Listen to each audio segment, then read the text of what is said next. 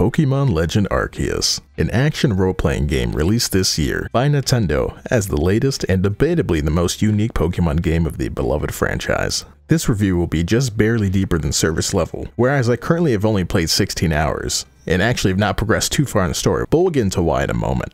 We see Nintendo trying something new, as fans of Pokémon have been requesting for quite some time. But how well did they execute it?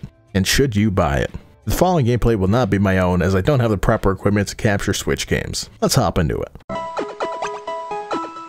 We start off falling from a rift from space, landing on an island. Then a professor with a goofy ass hat finds us, and asks, and I quote, "Which set you rep, cuh?" Okay, so I'm gonna be honest and throw a con in very early on. From what I've seen so far, this game is a fucking Stephen King novel, and the tutorial lasts far too long. But anyway, we're gonna fast forward a bit. You get brought into a camp run by Team Galaxy, but there, you're given an impossible, no, an improbable task. You need to catch 3 Pokemon. You need to leave! Not only that, well, you thought that was it. No. 3 different types. Now you get to choose from 3 starters, the classic Cyndaquil, which usually would be my option, Oshawott, or Rowlet. A fun fact about me, I love owls, so you know I'm going with Rowlet. After doing so, they say, wow, you're actually not a worthless piece of trash, so you can work for us on the Survey Corps, researching and catching Pokemon. And so our story begins. Now in this game, we are introduced to a new concept known as Alpha Pokemon. Pokemon much larger than their original counterparts and much stronger. They are able to learn moves that original Pokemon shouldn't be able to know.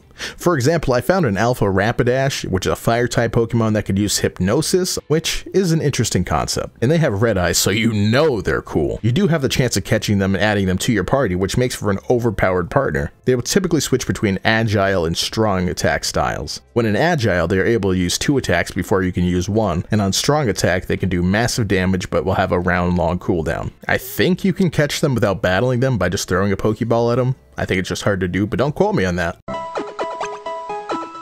It's very clear to me that the game is trying to stray away from trainer battles, whereas I've only had a handful from what I've played, and gives us a chance to run around the fields catching and collecting new Pokemon, with a brand new alternative catching style. You can actually hide in grass and spam Pokeballs at unsuspecting Pokemon and have a usually decent chance of catching them. In this game, they've actually added new ball types, such as the leaded ball, the feather ball. They do different things, as like the leaded ball, you can't throw it far, but it has a higher catch rate. Feather ball, you can throw it a lot further, but it has like a lower catch rate. Things like that. There's still the classic Pokeball, Great Ball, and Ultra Ball as we've seen in all the other games. Now, after failing a catch, depending on the Pokemon behavior, it will try to flee or attack you. So most likely either way, you'll throw out your Pokeball to stop it from fleeing, or the old-fashioned way and just battle it.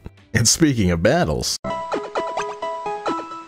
battles feel the same in the sense, Pokemon battles, if you throw your Pokemon out next to another Pokemon, it'll initiate the battle. Something I've discovered, if you're battling, and another Pokemon is around and decides he wants to run your fade, they can just join, and it's just suddenly a 2-on-1, which can be annoying if you didn't sign up for this. They've also added a new feature where you can change your Pokemon's moves whenever you desire. No matter how long ago you learned it, it'll never go away, which makes it easy to prepare for certain fights or Pokemon types. They also changed it so when Pokemon can evolve, it won't actually start automatically. You won't get that screen saying, "What? It's evolving!" You'll have to actually go to your party and click X to evolve it.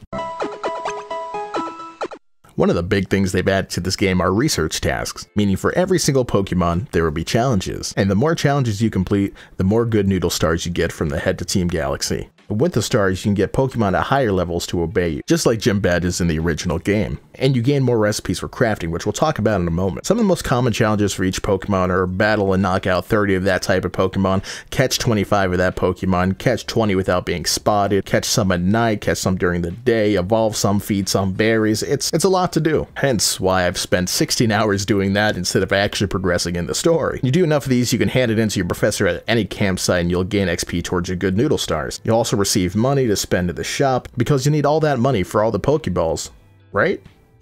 Well, actually,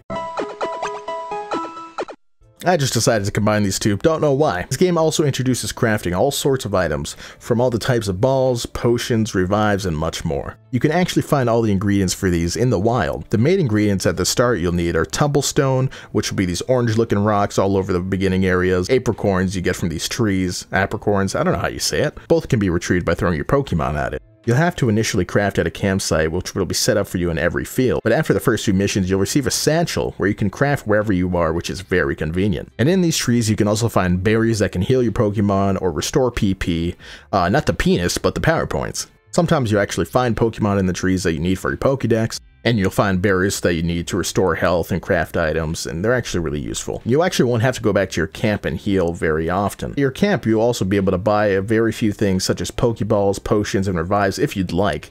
I've never bought them because crafting them seems more ideal, and you can swap what Pokemon are in your party, and if you'd like to release any of the 100 you caught while you were away, you also have the option to rest and change the time of day, getting certain Pokemon to spawn or evolve. Example being if you want to evolve an Eevee, a Knife, or an Umbreon. Around the world, you'll find many side missions to keep you busy, or allow you to take a break from the main story. In the few areas I've discovered already, I've already gotten about 30 side quests, so they're quite plentiful. I recommend doing them sooner than later, because the rewards for doing them will eventually become less important as you play. Meaning if you complete a mission you got from the start of the game, the 5 Pokeball reward won't help nearly as much. None of these side missions are required, obviously, it's just there if you want extra content. Of course, we have to mention a few cons in every single review. I've briefly touched on 2 already, being there's so much dialogue, literally thousands and thousands of pages worth. And the story, from what I've seen so far, just isn't very appealing to me personally. I actually can't sit there and read it all. I'm just kind of skipping through and doing my Pokemon hunting. And the tutorial at the start of the game actually took me over an hour, maybe 90 minutes to complete, which feels insane.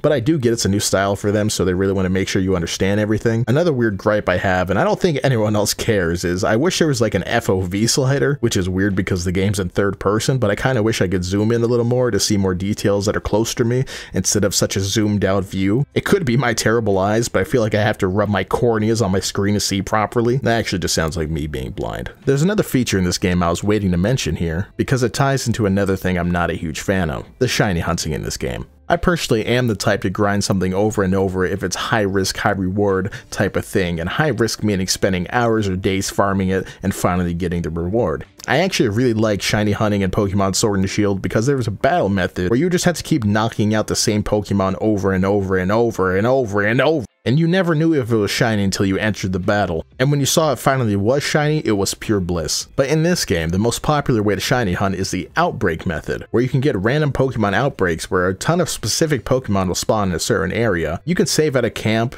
and teleport to the area, clear them all out, and hope one spawns shiny, and if they don't, you just rinse and repeat. And this doesn't really seem like a fun way to shiny hunt to me personally. Am I gonna do it? Yes. Is it my favorite way? Not by a long shot. Shinies do show in the overworld, meaning you can actually see if it's shiny before you get into the battle, which I'm not a huge fan of personally. I don't know why, it's just a personal opinion. So, should you buy this game? Well, I guess my best answer is if you're a psychopath like me and love to grind for things for hours and hours, then yes, it's a good purchase. However, if you're just here for the story and are looking for the classic Pokemon games with gyms and trainer battles, or to only do the main story, then this may not be the game for you, or I would at least wait until it's on sale and save yourself some money. On a completely non-mathematical scale, I would give Pokemon Legends Arceus a 7.2 out of 10. A fun game for sure, but would not say it's nearly as fun as the other games, at least to me personally. If you're new to the channel, consider subscribing. You can change your mind at any time you'd like. These videos take a bit to make because it's hard to find a game that I want to get invested in, and I like to deeply dive into them so I can give the best review possible. So bear with me, uploads are a little spaced out. And yeah, it's been Cemtex, guys, and peace out.